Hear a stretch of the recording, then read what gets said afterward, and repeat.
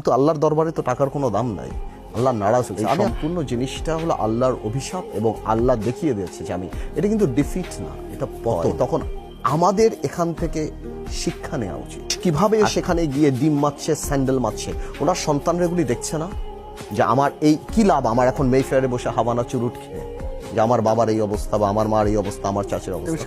আজকে আমাদের দেখা উচিত যে সালমান রহমান একটা মুরগির খোপও পেল না পালানোর জন্য, তার যে লক্ষ কোটি টাকা, তার একটা পরিচিত লোক নাই যে বসবে। এবং আইনজীবীও কিন্তু তার পক্ষে চাই নাই। এবং আপনি লুক এট দ্য হেট্রেড, মানুষ কিভাবে সেখানে গিয়ে ডিম মারছে, স্যান্ডেল মারছে, ওনার সন্তানরা এগুলি দেখছে না। কোর্টে বমি করে দিয়েছে ভয়। হ্যাঁ, এক্স্যাক্টলি।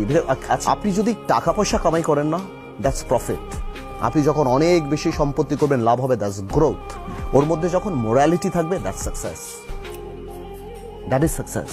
সো আজকে সালমান রহমানদের কোটি কোটি, হাজার হাজার, লক্ষ কোটি